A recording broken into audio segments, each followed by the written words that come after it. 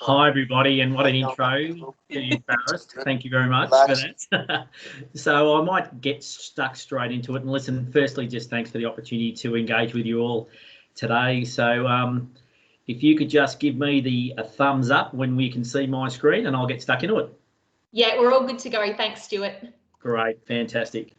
Okay, so listen, I just thought I'd spend some time just introducing myself and a little bit of my background. So let's get into it.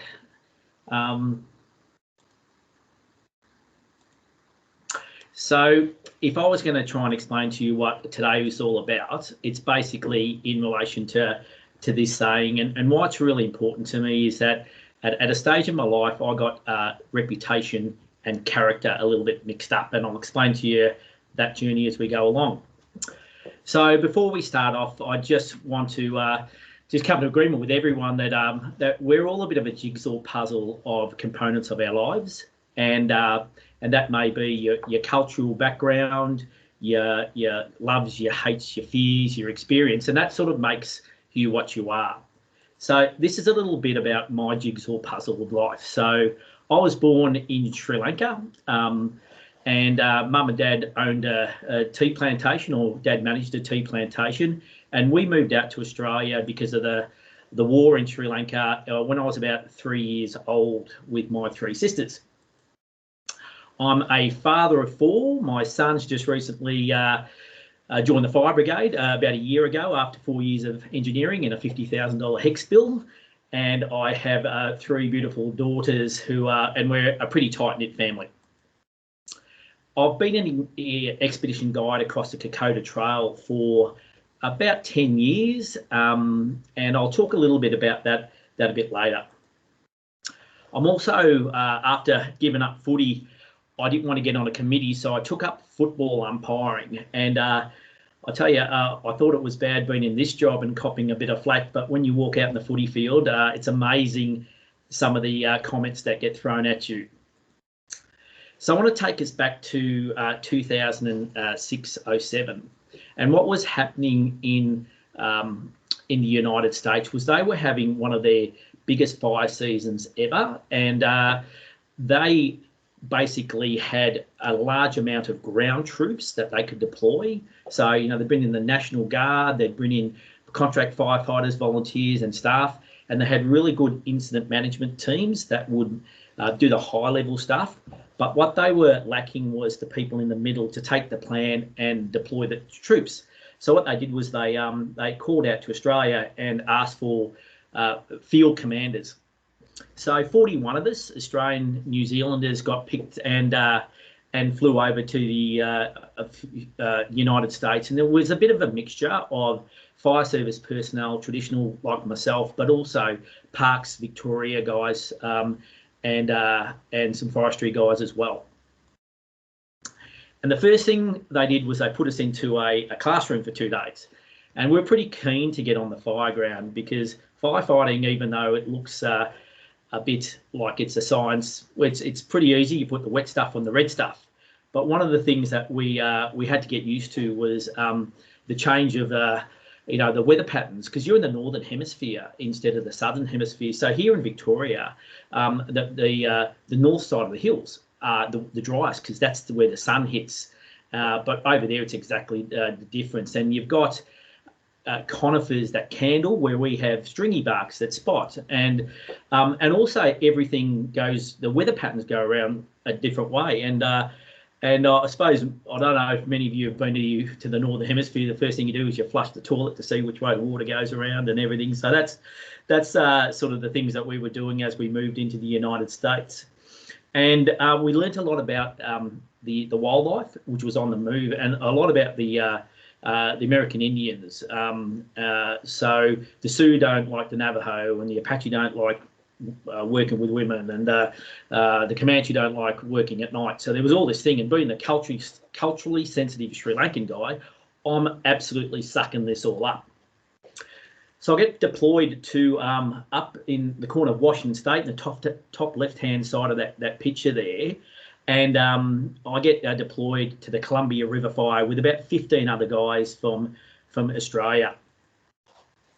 And true story, I roll up to this to my first briefing, and this guy called Todd, he's my boss, and he's going, "G'day, Stewart." For those of you who are American and excuse me for the bad American accent, but "G'day, Stewart. My name's Todd." "G'day, Todd. My name's Stewart. Friends call me Sooty. Feel free to. No worries, Sooty." He goes, "Today you'll be working on whiskey division." Okay, good stuff happening here, and you'll be working with 3 helicopters, 2 hand crews, and 3 engines.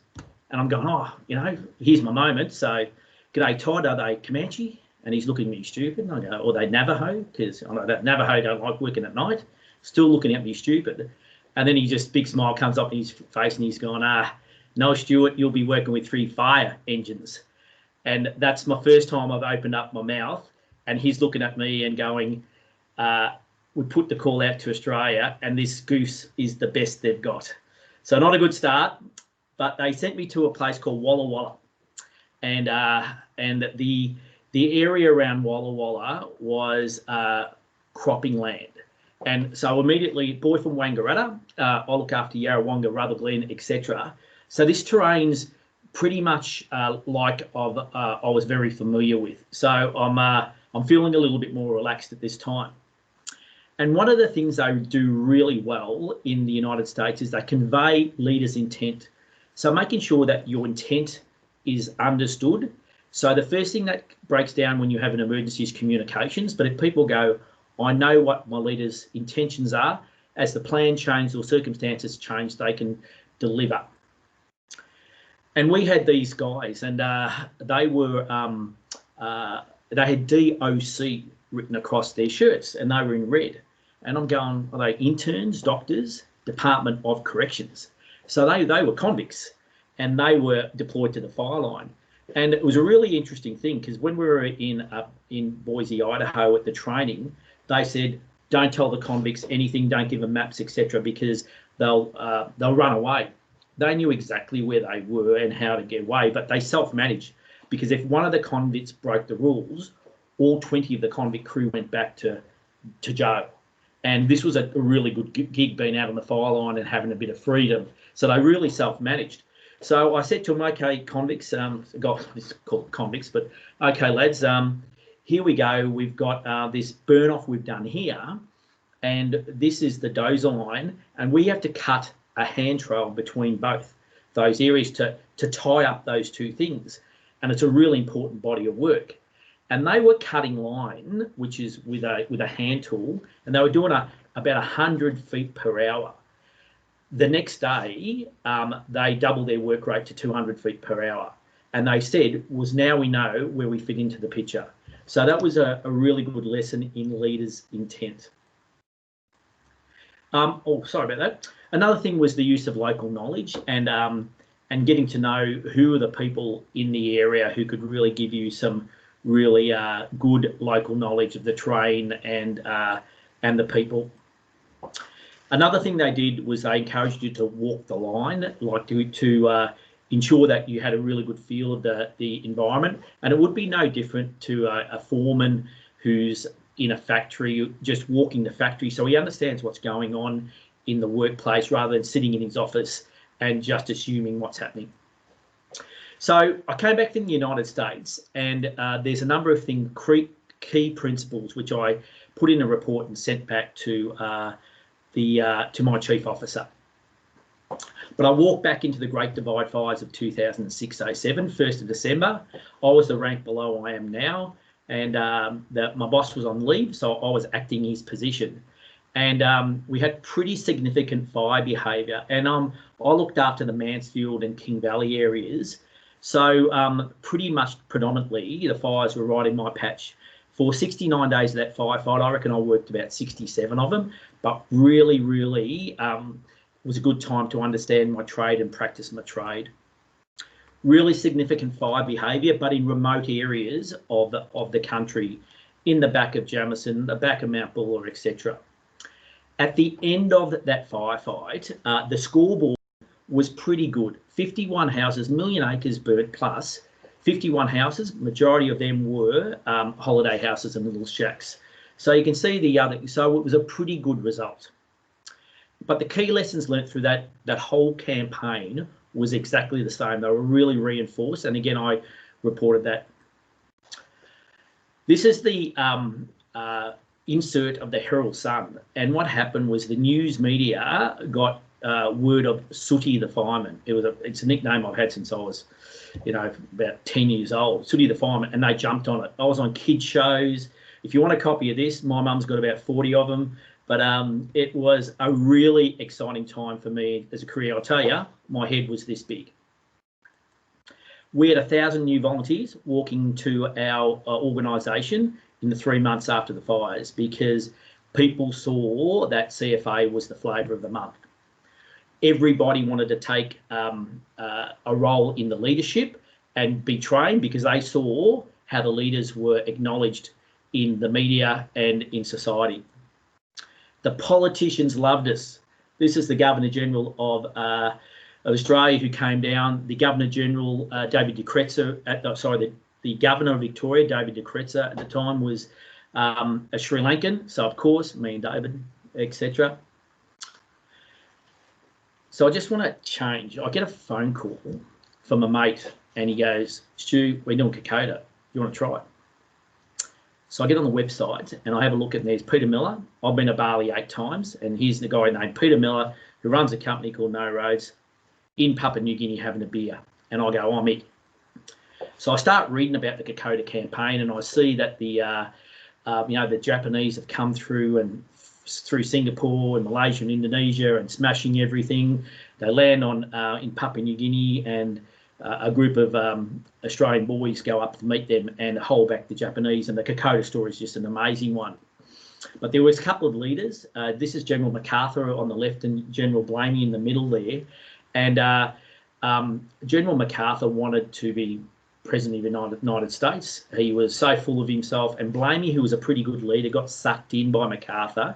And there was a fair bit of decisions made by these guys who didn't know what was going on in Papua New Guinea that killed a lot of Australian boys. So this is the Owen Stanley Ranges, which is very similar to the Great Dividing Ranges, and the Kokoda Trail is about 100 k's long. And there's a guy called Damien Pare who's trying to warn the Australian public that the Japanese are on their doorstep and could invade Australia. But the Australian public didn't perceive the danger and were pretty much going about their days and their lives without recognising that danger. They just didn't perceive it. So this is my first Kokoda trip, and there was 41 of us, emergency service personnel, who took off, 9 girls and the rest boys. And up front, I've got to tell you, I've trekked a lot, and the girls, generally speaking, do it easier than the boys. And it's because Kokoda's a mindset thing as well as a physical challenge. And I find that the females, generally speaking, get into the rhythm of the trekking a lot easier. But I get over there, and the first thing I do, because what do I do when I go on holidays, is I have a few beers, and the night before I've had a few beers. And this is the first 2 k's of the Kokoda track, and it's dead flat. I'm going, this ain't that hard. I'm no Einstein, and we start climbing, and it's 100% humidity, and it's 36 degrees, and I'm sweating like a pig, and it's July. So I've been trained at the back of Mount Buller in the back of Chess Hunt in about 3 degrees. And it starts raining, and we had one day the river where we camped rose 30 feet, 10 metres overnight. It rained so heavy. And the track starts mushing up, and it doesn't matter if you've got Dunlop volleys or you've got $300, $400 shoes on. Once they're covered in mud, you've just got shoes covered in mud.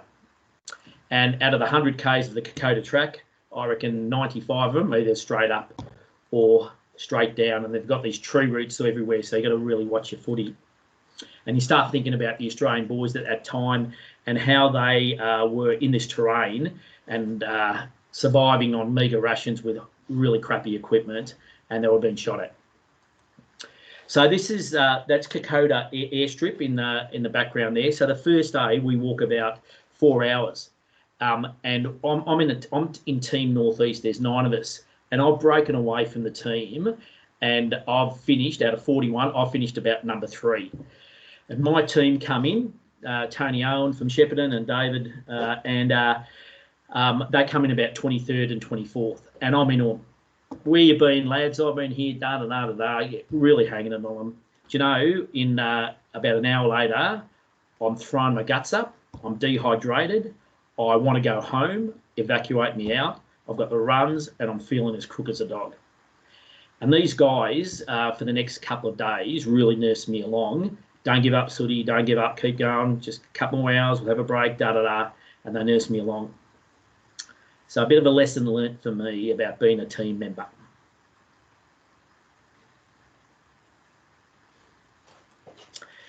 So we get this place called Isarava in the Kokoda track, and it's beautiful. It's a beautiful memorial. And the words of courage, endurance, mateship and sacrifice are listed at Isarava. And there's a story about a guy called Bruce Kingsbury. He's a real estate agent from Kew. So Kingsbury's rolls up there, and he's got a Bren gun, a machine gun, and 7 of his mates. And the Japanese are storming Isarava, and it looks like they're going to be going to lose the ground. And Kingsbury goes, "Come on, boys, let's have a crack." So he grabs his Bren gun and just charges the Japanese, and his mates follow him with their rifles, and they push back the Japanese. Kingsbury kills about 30 of them, and stops next to this rock that's there, and a Japanese sniper shoots him dead. He's the first Australian to win a Victoria Cross on Australian soil, because at that stage Papua New Guinea was Australian sovereign soil up until 1975, and just an amazing feat that halted the Japanese, and Australia was able to bring up reinforcements and then start the fighting withdrawal that Kokoda is famous for. And eventually the Japanese supply lines got so stretched that they had to withdraw back to the beaches. There's no doubt in my mind that if Bruce Kingsbury hadn't seized the moment, Private Bruce Kingsbury, 25-year-old real estate agent from Kew, if he hadn't seized the moment, the Japanese could have pushed through straight to Port Moresby, and then it had a foothold in Australia. So my lesson learnt from Bruce Kingsbury is that one person can make a huge difference. Another thing about Kokoda, like the local boys, they grab your hand, and they'd work me out right from the start. They'd know that I was really good up hills, but down hills I'd get what they call laughing knees. My knees would start shaking just from the jarring. And they'd reach out for their hand, and no thank you. I'm a tough fireman from Wangaratta. I don't need a hand. I'd end up on my ass. A couple of minutes later, come to another spot, stick out their hand. No, mate, it's okay. I'll be right. I'll end up on my ass.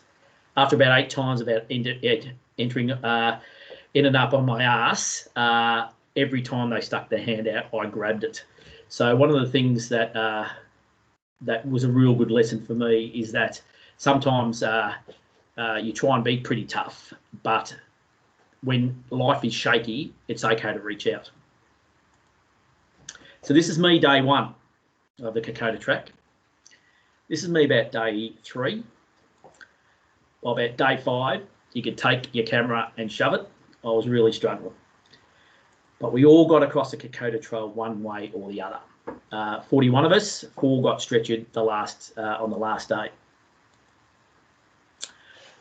I get a phone call about a year later, and I've done Kokoda. We'll never go back. And a guy, Pete, goes, "Pete, Stewie, are you still footy umpire?" I go, "Yep."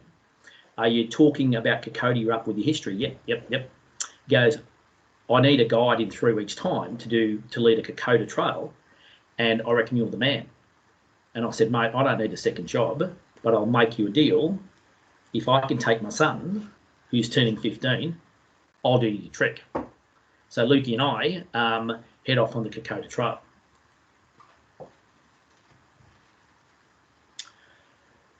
One of the things I found out that when you're the leader, everyone watches you like a hawk, and they copy you.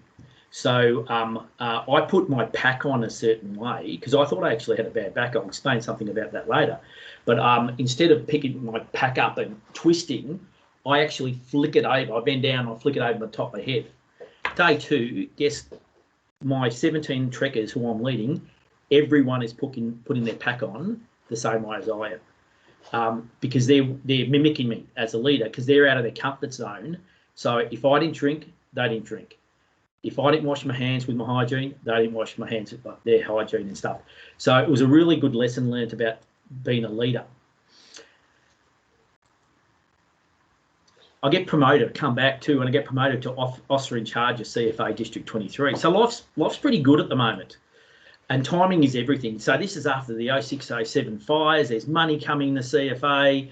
District 23 is a great place to work and live, but I've got to go from being Sooty operations to operations manager Stewart Kreltszheim, because I used to pass all the hard decisions up to Cookie, but now I'm in charge and the buck stops with me. So I did a lot of reading about particularly your first 100 days in a leadership position, and how you need to make your bed in that first 100 days, because if you don't set the tone right, you can just lose so much ground. So I'm a bit of a Gandhi fan, so I decided to make a few changes. And I brought everyone into the District 23 in the auditorium in Wangaratta, all my leadership team, and I basically set some rules. And bear with me here, but I said, doesn't matter if you're Lifezone Victoria, if you're CFA, if you work for BHP, all our rules are a little bit like the Wild West. So in all our organisations, we've got explorers, and explorers are always looking for new ways of doing things. They're our change agents. They're exciting people to be with. Sometimes explorers get lost, but that's the nature of exploring. Behind the explorers come the pioneers. And the pioneers say, explorers, I see where you're going. You haven't written the guidelines. You haven't got the policies in place. You haven't built the town, but I'm following you because I understand what you're doing is a really good thing. Most people in our organisations are settlers. And when the towns are built, everything is in place, most people in our organisations come along for the ride without a lot of problems. However, in all our organisations, we've got old timers, and old timers will sit on their rocking chairs.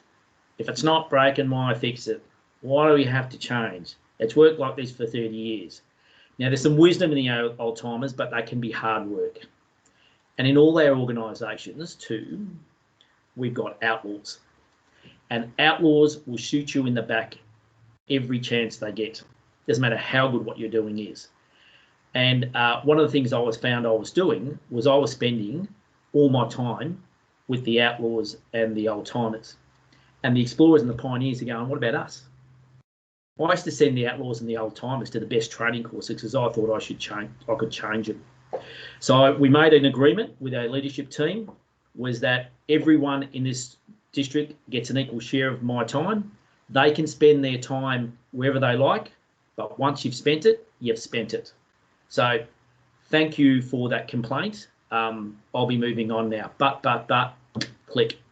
We lost some of the deadwood out of our organisation pretty quick, but after about 2 or 3 years, which it took to turn the district around, we became a better place to volunteer and work.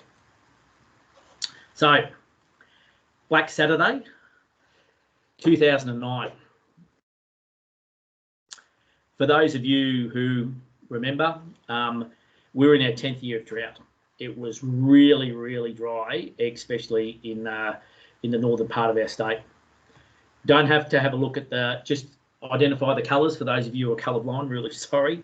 But if you see down there, the highest temperatures on record we were having in Victoria. Again, don't worry about the reading the detail, but basically says that even the nighttime temperatures the week leading up to Black Saturday, it was really like, it was 23 degrees at night. It was really hard to sleep. So normally you have the ground recovering during the night time and then heating up during the day, but it was just compounding and compounding and compounding. The temperature there is showing 46.4 degrees, but a place in Thuna, they had a pretty reliable source. It was 50 degrees. It was a pretty hot day. If you could just play that, please, the first of the videos. Yes, no worries. And folks, I'm also going to copy in the link into the chat line for you as well if you would like to watch it a little later. Thanks, Sheila.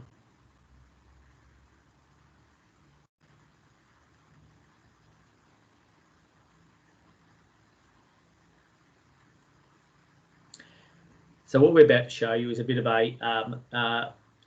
a collection of some of the news that was being portrayed on that day leading up to Black Saturday itself. So it was all the ABC news, the Sevens News, etc.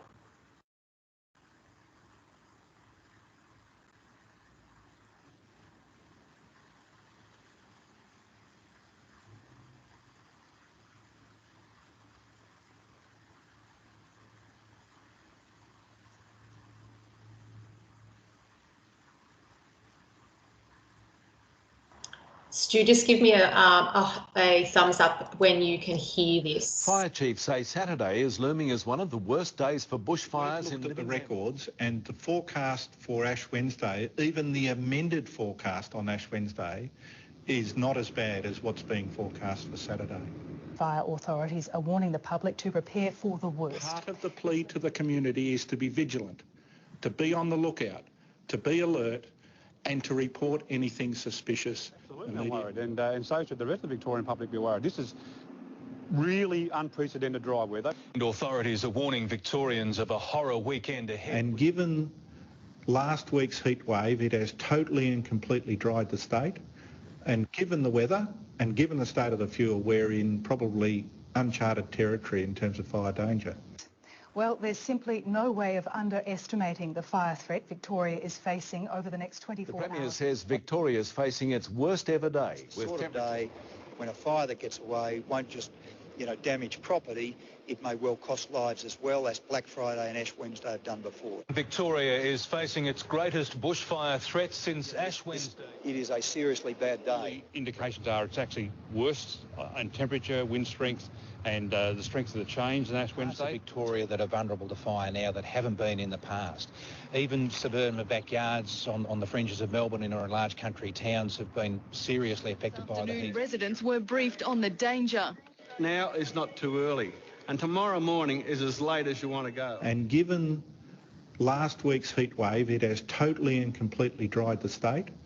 And given the weather and given the state of the fuel, we're in probably uncharted territory in terms of fire danger.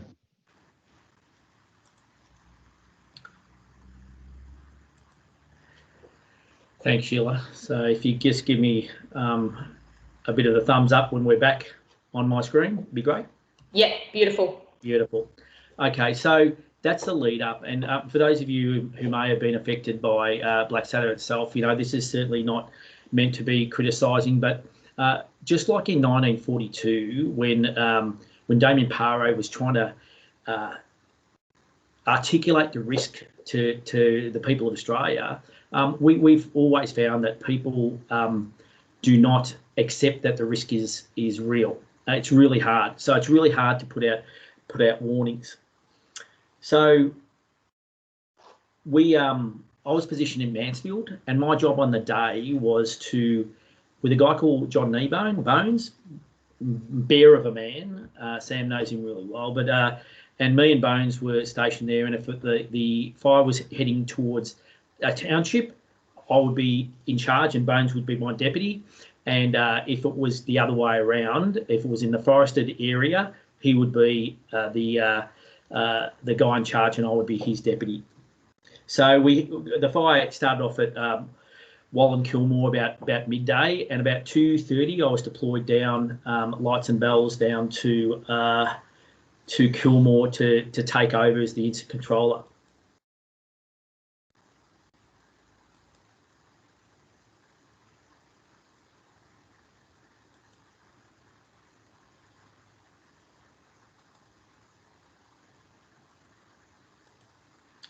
And I got a phone call from the regional director at the time and said, Stewart, pull over. And Steve Warrington, who was a deputy chief. And he said, Stewart, pull over. And I pulled over and I said, mate, people are dying. We're losing houses. We're losing people. Gather your thoughts and get yourself down there and build a team. And I'll tell you, I was shaken, and I thought about turning the car around and going home.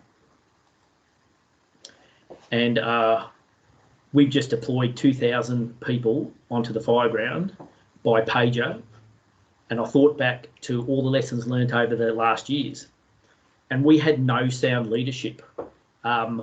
We were the fractured leadership because we were spread so thin. We were in danger of killing people, our own people, and because we had no opportunity to brief them properly, to provide leaders' intent. We had no logistical support. We had no fuel for our fire trucks. We had no foam. We trying to feed people, etc. We just, none of that was in place. We had no safety zones allocated. We had very little local knowledge because most captains and their local brigades were looking after their own local communities. Normally I would hop in a helicopter or a light plane and fly above the fire so I can get a good picture of what was going on. But the only aircraft that could fly because of the wind was the large helicopters, the Elvises, and they were needed to save people's houses and lives. So yeah, so we had no ground support. So everything that I'd learnt was going pear-shaped. So I get called up to the Royal Commission, and the Royal Commission I thought was about lessons learnt. For my lens, the Royal Commission was about proportioning blame, and it was a really opportunity lost. And for a reason here, I'm in the papers again as the incident controller, because at that stage, nowadays the Emergency Management Commissioner is responsible for what happens ultimately, but prior to 2009 and during Black Saturday, the incident controller was ultimately accountable for everything that happened on the fire ground. So 121 people died on my fire, 173 on the day. The newspapers, the media, went to town. This is out of one of the beautiful newspapers, and the headlines above that was saving the community, not my number one priority.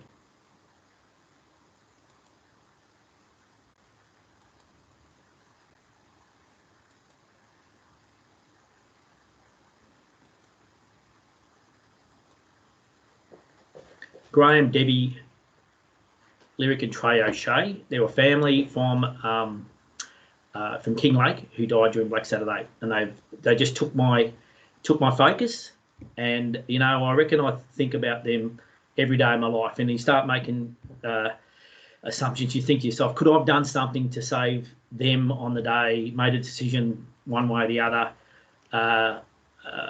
You know, did I do the best as I could? I went downhill. I was drinking too much, depression, my marriage broke up. I was a bit of a mess. I was putting on weight, and I got an opportunity to do a couple more Kokodas, and they were 10 days apart. So I finished a Kokota and do another one. So I put my hand up and I did them both. And the first one was with these kids from Benalla, these school kids. And I'll tell you, they were fit as. And I just spent 3 months at the Royal Commission, so my fitness was down.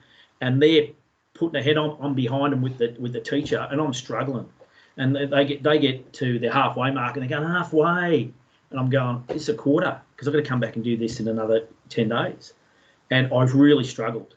So I pretty much stumbled over the line, and I was going to ring up No Roads. And I said, I can't do this second trip. I'm absolutely spent. And then these wharfies, these 50-year-old guys who used to play footy together, ring me up, Sooty, we're going to Kokoda, we can't wait, fantastic. And I said, I can't let them down. I've been training with them for a year. So we head off to New Guinea, and I'm thinking to myself, hey, day 2, I'm feeling pretty good. Now they're slower, but I'm track fit. I've actually gained a bit of fitness doing the first Kokoda, and I'm doing it pretty well. And you have a bit of time to think when you're on the track. 8 days of trekking, where you eat, poo and sleep and trek. And I had a bit of one of those aha moments in life. And that moment was sort of thinking, well, I can keep going the way I'm going, or I can try and turn this around. And maybe I should look at Black Saturday and all the fire seasons after Black Saturday, just like these 2 treks. I was never prepared for Black Saturday. Ash Wednesday, the fires beforehand, I was 17 years old, stacking shelves at Safeway. And so I was never prepared for what that day had in front of me. But I've learned from it. And maybe the fire seasons and beyond will be like the second trek, that they will be easier. I will have learnt from them, and I will be better at my job in times to come. Swiss cheese hole, you know, when people get hurt, we put things like training and procedures and safety equipment and all those things in place to stop people from an event hurting them. But sometimes the Swiss cheese holes just line up. One of the ironies of this is the day before Black Saturday, and I'm doing some training with 30 other Kokoda guys. There's a guy there, Matty Leonard, and a guy called Danny Green. He's got the red hat on. Danny Green does his back. So Matty Leonard says, I'll do your Kokoda trek, which was coming up in September. So Danny doesn't go. The plane goes down, and Matty Leonard, firefighter from Western Australia, is killed with everyone else on board. And the last time I saw Matty was on a mountain on the morning of Black Saturday. So this is really how I turned things around. It was my perception of the losses of that day. And there was 622 fires on the day. We put 610 of them out, and only 12 were fatal. Tragically, 173 people died on that day, but there was 250,000 path of that fire, which were safe. 40,000 houses left standing. And this is the big one for me. We deployed 2,000 people, 300 crews, coppers, ambos, and that night we had some new close calls, but everyone went home safe. So my mission moving forward, firstly, I wanted to get all my kids across the Kokoda Trail, which I did over a 10-year period of time. And on about their 16th birthday, they did the track with me. I had to have a double hip replacement from 30 years of wicket keeping and a lot of trekking. It took me 17 weeks to get back trekking again, but best thing I ever did. I want to share my experiences as a mentor to other incident controllers, so they can maybe learn from some of my mistakes of the past.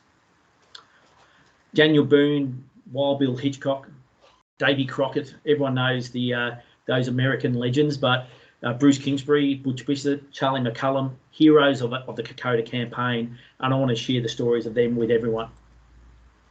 I've put together a foundation. We go into Papua New Guinea with doctors and nurses and help where we can. We find kids, Coco here, and we bring them back to the Children's First Foundation in Kilmore. It used to be Moira Kelly's.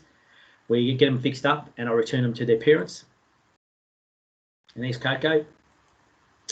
I've reconnected with the country of my birth, and I want to try and get back there as many times as I can. And I know Life Saving Victoria does some great stuff in Sri Lanka with some volunteer programs. I had to have a open heart surgery a couple of years ago, but again, everything I've learned is that you do your rehab properly, you get back on line, and you can get back to being better and more stronger than you were before. I've tried to take every opportunity to become a better fireman. You know, whether it be in the snow, you know, different trucks, just to learn my trade and become really good at it. So as we finish off this year, I'm in Bairnsdale, and I get asked to go to Orbost, and then when I get to Orbost, they ask me to go to Malakuta, and it's a couple of days before New Year's Eve.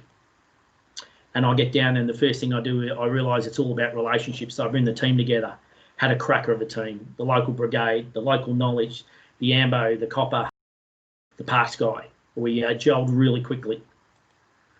We held a community meeting, and we were upfront and honest with the people there, so they knew exactly what they needed to expect and what they should do. So we instilled a fair bit of confidence in the community up front.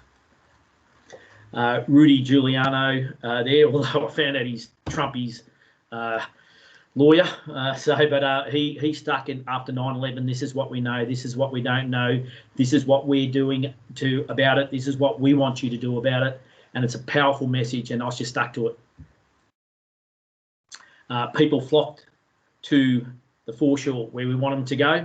Some people flocked to the wrong foreshore, and we protected them. We knew what was going on. because we had laces, we had eyes on them, we were watching the community, and the people flocked to the beach and again did exactly what was happening. And when the fire came through at 8 o'clock in the morning and the sky turned black, etc., there was no panic. The fire came in exactly where we thought it would come in, from the west and from the southwest, and we had a really good plan in place to protect the township and protect the people. And again, they were just amazingly calm. That's just a dumb selfie I took. The fire station, we had to maintain the command centre so I could talk to the troops and direct what was happening. The fire station caught fire. It was right up against the bushland. But about 3 weeks later, in a hat box comes a stubby cooler from the local brigade and a beautiful plaque thanking me on behalf of a family from Horsham who were petrified but collected shells and wrote on them and sent them to me. Over to you, Sheila. Thanks, Stu.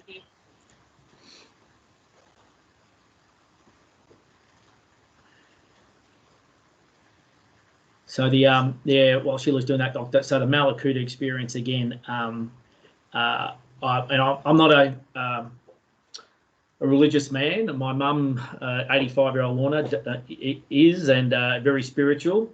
But maybe there was a reason I was at Malakuta on New Year's Eve after what's happened. To those out there who value their homes differently, we'd like to welcome you into ours, so you can say, I bank with Macquarie, the home of good borrowers.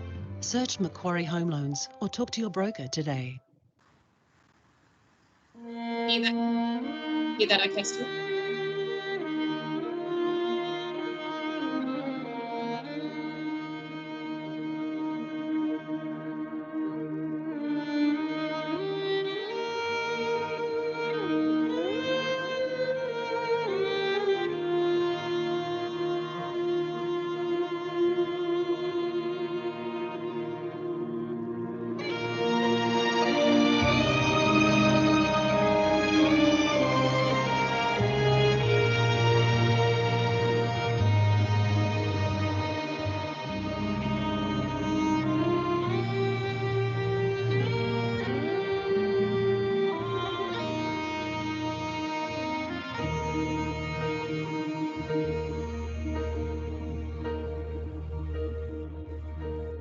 When I am down and oh my soul so weary, when troubles come and my heart burdened be, then I am still and wait here in the silence until you come and sit a while with me. You raise me up so I can stand on mountains. You raise me up to walk on stormy seas. I am strong when I am on your shoulders. You raise me up to more than I can be.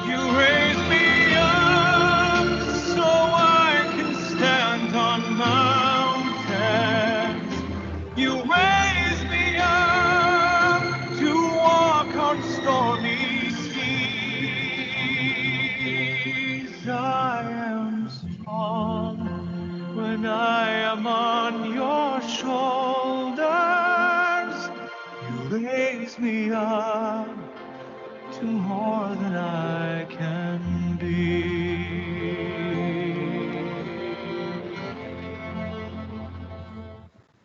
Sure.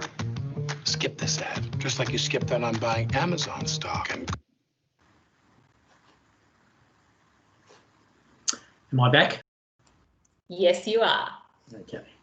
I reckon I've seen that 400 times. I was telling Sheila and Sam the other day, and it just brings a chill up my back. But it's why I play that, because it's really just indicative of everything I've just tried to share with you. That sometimes you're on top of the world, you're the favourite, things are really looking good, and something comes and hits you from left field, and you just don't see it coming.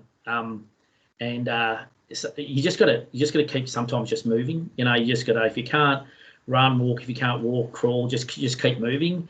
And the people who can support you are normally those people who are closest to you, your family, your loved ones, and you tend to push them away. So for me, we're engaged with Shez and the kids. Shez and I are great friends. We look at it and we say we had a successful marriage with 4 beautiful kids and a great friendship, etc. So a lot of people have post-traumatic stress. I've been blessed with, I think, having post-traumatic growth, because I think, in all honesty, the person I've become because of the journey of Black Saturday and beyond is a lot better than the person I could have been.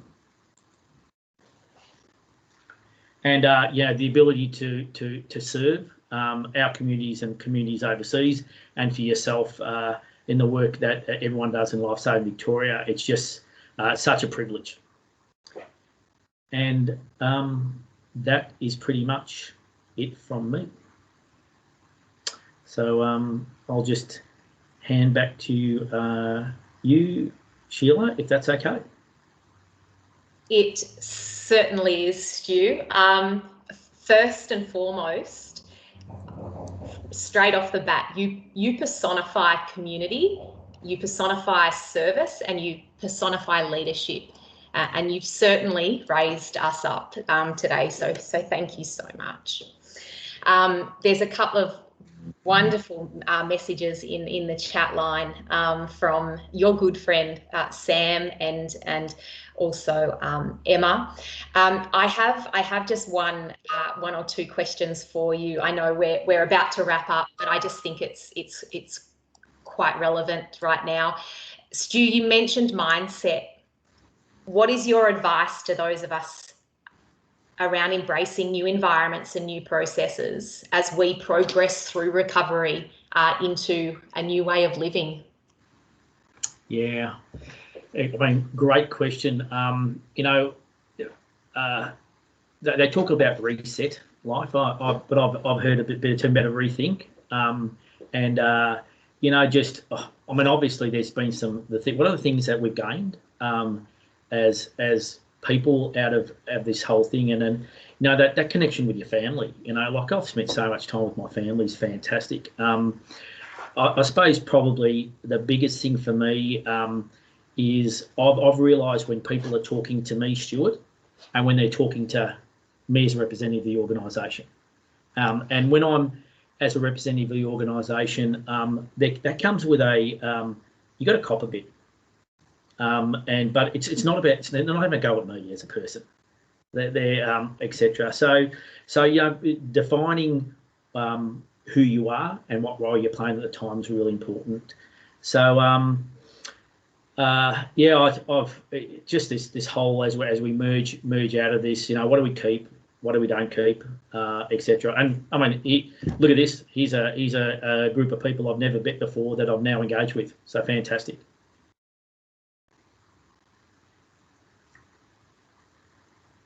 You're muted. Oh, gotcha. Yes, I did a sooty. Yeah. I stayed muted. We certainly love that we've been able to have you online.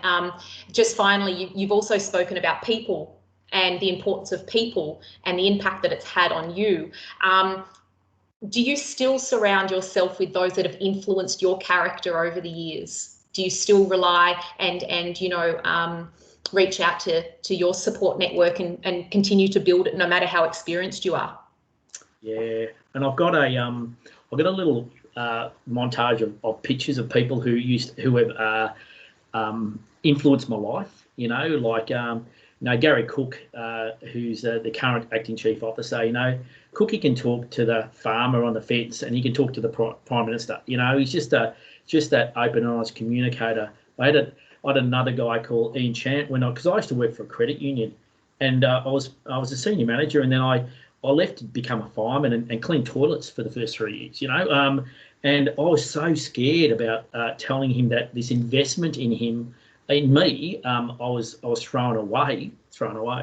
And he said, Stewart, I've been a custodian of your career for 5 years, and I've seen you come along as a really raw young man, and I'm seeing you leave as a very mature person, and mature, but that custodianship of career, So I reflect back on the people, and I want to take the best of all of them and try and emulate that. So that's sort of the mentorship story of me. Incredible advice, and thank you again for sharing your lessons learnt. There have been some incredible ones, and we will certainly take something from them. And we look forward to collaborating with you a lot more into the new year that we're all looking forward to. Please help me thank, if you haven't already, Stu Sooty, the firefighter, for his incredible time and now friendship. Thanks so much, Stu. Thanks all. Take care of yourself. Bye. Folks, this video will be on our webpage by the end of the week. So please refer back to it whenever you like, and also share it with your teams and your members. Take care, everyone. Have a great week, and see you again very soon.